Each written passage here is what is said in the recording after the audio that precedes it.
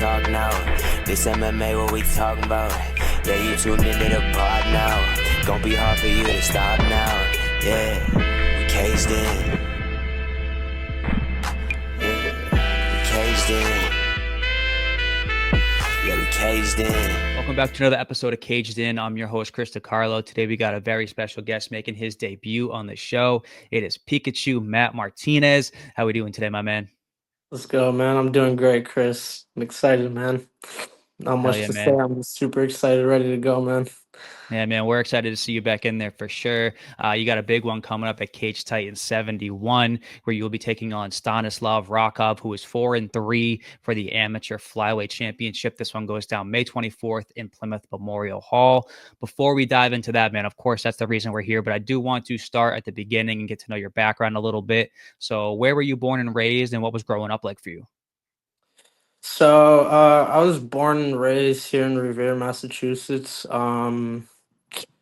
The first gym I think I started was Brazilian Top Team. It's in Everett.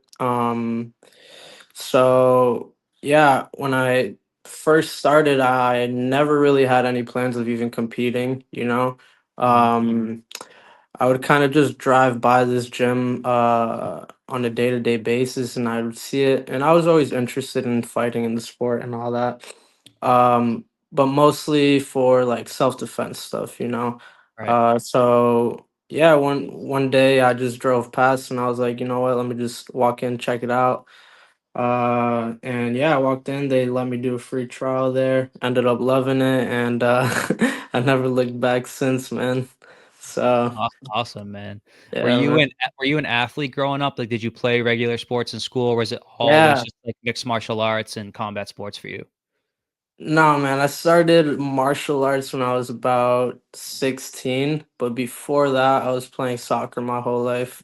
You know, I grew up playing soccer. My family were big soccer fans, so yeah, I grew up playing that, and I guess the kicking part translated over to some Muay Thai, so Yeah, that that kind helped of went there, you know. Uh-huh. for sure, man. And when was the first time when you were in the gym where you realized like, okay, I want to start competing in MMA. This isn't just a hobby or self defense, like you said. When did that switch flip for you? Yeah, I think I would say it was about 2 years into my training, like a year and a half, maybe 2 years, and I realized just how good I was actually getting at it. I started just boxing and Muay Thai, so that was my background.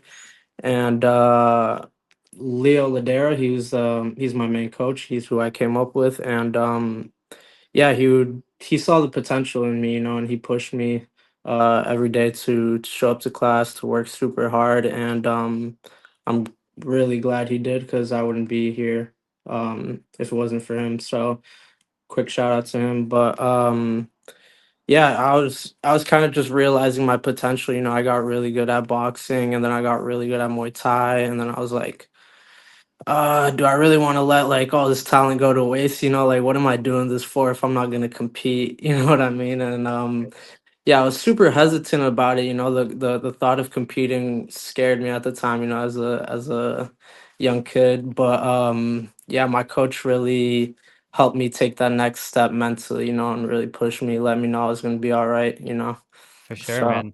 That's yeah. awesome. Your nickname, we mentioned at the top, you go by Pikachu. Obviously, everybody in the world knows who Pikachu is, but how did that become your nickname? So, when I first started, started training MMA, I should say. I had this little group of just a bunch of Brazilian guys that my coach assembled. You know, it was a nice little team. It was called Brazilian Storm, and at the time, I would dye my hair like blonde a lot. I would Hmm. dye blonde, and I had like this little rat tail going on in the back. And yeah, one of the guys just called me Pikachu. Just called me Pikachu, and then I kind of ran with it from then. You know, it just stuck. That's cool, man. That's awesome. And on May 24th, of course, a lot of the people in the building have seen you fight before. But for the people in the building that haven't, how would you describe your fight style to them? Um, I think more than anything, I'm a super technical fighter. I really like to be patient and just control myself, see when I can throw, when not to throw. I'm not crazy in there like throwing like stupid stuff. I'm very calculated about the way I fight. So I think that's always interesting to watch. Someone who can come with that violence, but also be calculated and be technical. I think that's very dangerous and it's very entertaining too. For sure, man. I want to talk about your gym a little bit. I know you're over at Sityodtong Boston. Talk to me about the gym and what's the vibe for you guys like over there day to day. Man, City is great. The vibe is always great over there. It's probably one of my favorite gyms to go to just because it's very MMA oriented. When I go there, I'm mostly working my MMA stuff. So the vibe is always great. I go in and we got tons of fighters in there. Music's blasting. Everyone's like super into the training. So yeah, it's really, really cool. Everyone there's my friends, so they're not just training partners. I love being around them. I love talking to them, hanging around. It's always fun time. Definitely, man. Do you cross train at other gyms as well? And if so, what other gyms are you going to, and what specific reasons do you go there for? Yeah, so the way the way all my gyms kind of came together was um so I started with, like I said, Leo Ladera, my coach, Hmm. and he was the coach at Brazilian top team, right? And I was a student there. And from there, once he realized, I was ready to take that next step, he would bring me to his training down at Sityodtong because his coach is also there. You know what I mean? So he would bring me there, and then um, yeah, he helped me get to that next level training there. And from Sityodtong, the striking coach Andy Cote, he brought in Jeff Perez, which is now the back to basics coach, Hmm. you know. So everything is pretty centralized now. I wouldn't even really necessarily call it cross training just because we're all a huge team. Um so yeah, everyone's like friends there and there's no animosity, there's no like I wouldn't consider it cross training. Yeah, man, for sure. Who have been your most consistent training partners for this training camp specifically? Most consistent, I would have to say Jacobo Pito. Jacobo Pito. I don't know if you've heard him. He's gonna be fighting on this Oh, for card sure. for sure. Yes, Yeah, sir. right. Yeah, Yeah, stupid question, but that's all yeah, good. yeah, he's gonna be fighting on the same card as me, and man, he's great. He's been one of the best training partners I've ever had, just because. Man, he beats my ass, bro. He He's beats my crafty. ass, but like if you're always the best in the room, you're never gonna improve. Hmm. So he's just been super, super great. He's very stylistically he's very similar to my opponent too. So he's been giving me really good looks. Yeah, man, that'll definitely help. And his ground game is super crafty and stuff too. So Yeah, I'm sure that helps as well for too to help sure. sharpen Yeah. those Like skills. since I've started training with a Kobo, I think it's been like maybe almost a year now. In the little time that we have trained together, I've improved so much. So, also shout out to him. He's a great guy, great training Awesome, partner man. too. Cool, man. To wrap up the training camp talk, man, how has this training camp been for you overall for this fight camp? I know you're going 5 rounds on May 24th. You're fighting for a title. Do those two things change anything in the gym, or is it still kind of business as usual for you guys? Um, so I wouldn't really say anything has changed in my training camps, besides like maybe the intensity, but the way I've trained, it's always been for the big leagues, that next level. Every time I've trained, I've done 10 rounds 5 minutes, 12 rounds 5 minutes. I've never trained just for 3 minute rounds, so I think I've always just been ready for that title shot. I've been preparing. for that, I was never small minded about staying in the amateur leagues and fighting those short rounds, So I'm more than prepared to go the distance if I have to. Awesome, man. Let's get into Cage Titan 71. You're going in there versus Stanislov Rakov for the amateur flyweight championship on May 24th. What do you know about Rakov, and then how do you feel about him as an opponent? Well, I got nothing but respect for the guy. Like the kid's a stud, honestly. Yeah, I don't think there's really much bad things to say about him. He's very skilled. He's also very technical. He's good on the ground, good on the feet. So, yeah, I don't got any animosity towards him. Excited, I'm excited. I think he's probably going to be the first guy who's really going to give me like that push, that push that I need, that challenge. Um, but that being said, I'm super confident in myself. I think my style just beats his style at the end of the day. Um, he places his shots very well. He's very calculated too, but I don't think he has like the speed or power that I do and the ferocity that I do in there. So I think if I just trust in my hands, I'll be all good, man. For sure, man. And when you break the fight down stylistically, your skills versus his, where do you see yourself having the biggest advantages? And is there anywhere that you think he could give you some problems? Yeah, I mean, like I said, the kid's a stud. I think he can give me problems pretty much anywhere, but that doesn't take away from my game and how confident I am. Um, I think where I'll probably most shine is in my boxing. I like to have a lot of forward pressure, walk my opponents down, really make them feel that pressure, that boxing pressure, get inside. And once I do close the distance, I'm very good at my clinch.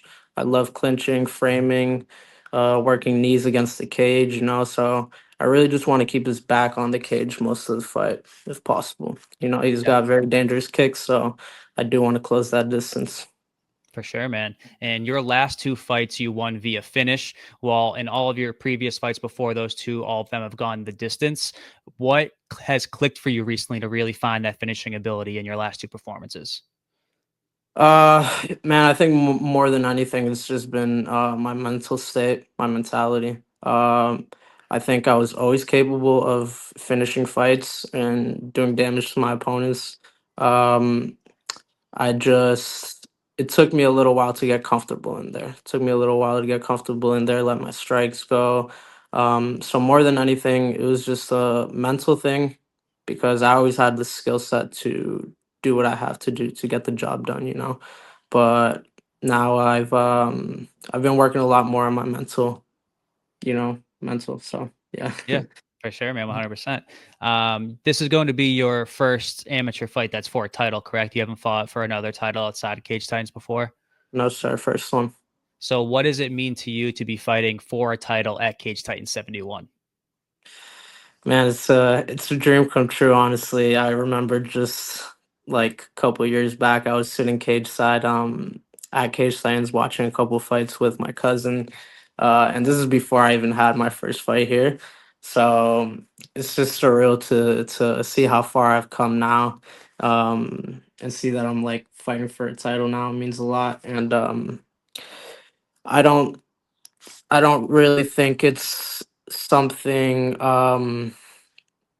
huge for my career. I think this title mostly means just like exposure, getting my name out there, because at the end of the day, the amateur leagues isn't gonna really get me anywhere. What I'm really worried about is the next step, the big leagues. So yeah, I'm just really looking forward to touching gold and then get right into it in the pro leagues. There we go, man. And Yeah. what can the fans in Plymouth Memorial Hall expect from Matt Martinez once those cage doors lock on May 24th?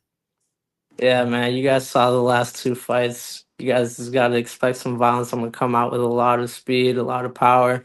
I'm going to definitely let my strikes go a lot. So, whatever happens in that cage is going to be super entertaining. And you guys should definitely show up. Awesome, man. And I don't want to look too far into the future, but if you win on May 24th, you will be 5-2 as an amateur with an amateur title to your name. Could we see you defend that title? Could we see you turn pro? What's the future kind of look like for you? I think it's something I'd probably have to discuss with my coaches a little more, but in my head, I think the next step, I think pro. Like I said, the title would probably be for me to just get some exposure, get my name out there, and really just to challenge myself, see what I can do against a really skilled opponent, and see if I really do have what it takes to go pro, and I Mhm. believe I do. So Awesome, yeah, man. I love to hear that. Before I get you out of here, I want to hit you with some rapid fire questions. yes, Do something a little fun. Get you out of here with some questions that aren't so heavy, and then get you some lighter questions, man. So let's start with who is your favorite MMA fighter of all time? favorite MMA fighter of all time. It's a bit cliche, but I mean, I think I'm gonna have to go with Conor McGregor, man. It's like he was the biggest star in the sport when I actually started watching UFC and started training and all that. So he inspired me a lot, Yeah, But that's a yeah, very I just popular have to. answer. So, Yeah, yeah, yeah. what is your biggest hobby outside of fighting? Biggest hobby outside of fighting.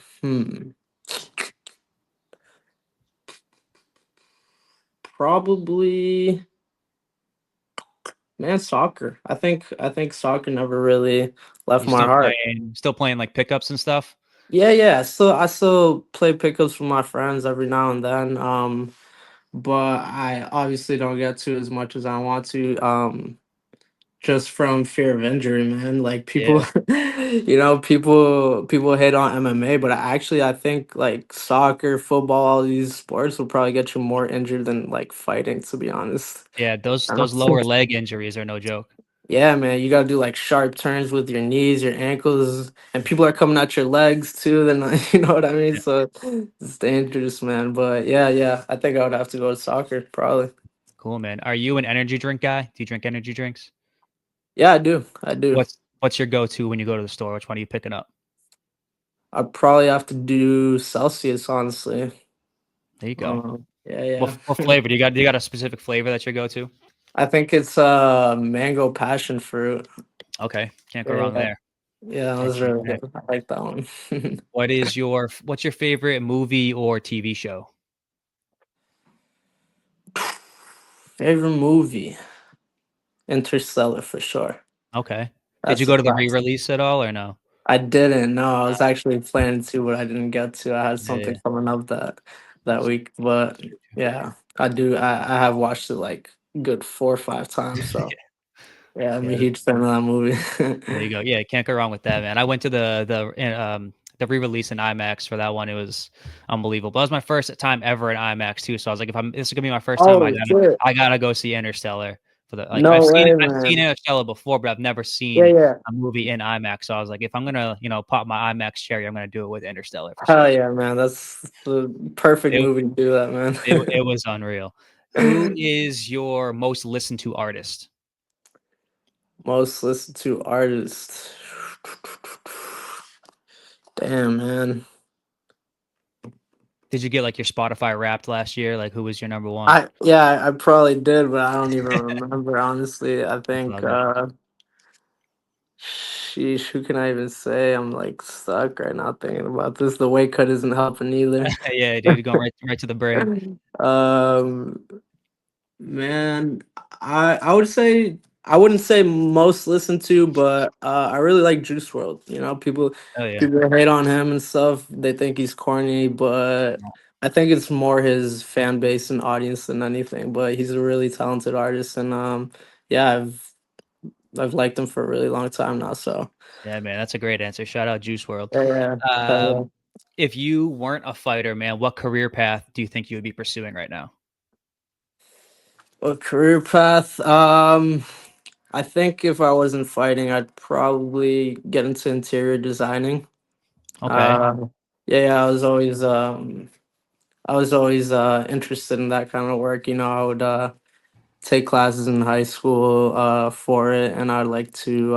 I'd have a lot of fun like modeling these houses and stuff. So Yeah. yeah, I think I would do that. Hell yeah, man. That's cool. And last one, what is your Gen 1 starter Pokemon? Charmander, Bulbasaur, or Squirtle? This is not Pokemon Yellow, so you cannot say Pikachu. Oh man, no Pikachu. Damn. Well, if it wasn't Pikachu, I think I'd have to go Charmander. All right, Honestly. that is the correct answer. Yeah, that there we go. Let's go, You man. passed, you passed, you passed. All right, Matt, I appreciate you coming on and chopping it up with me, brother. It was a blast. Before I let you go, anybody you want to shout out, anybody you want to thank, this is your time. Yeah, just shout out my coaches, man.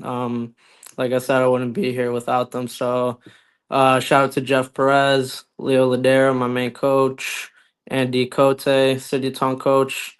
Love you guys, and let's do this, man. Let's get this title. All right, Matt, I appreciate you once again for coming on, man. Best of luck on May 24th. I'll see you inside the building. Yes, sir. Thank you so much, Chris. Got down for the count and he can't even talk now. This MMA, what we talking about? Yeah, you tuned into the pod now. Gonna be hard for you to stop now. Yeah, we caged in. Yeah, we caged in. Yeah, we caged in.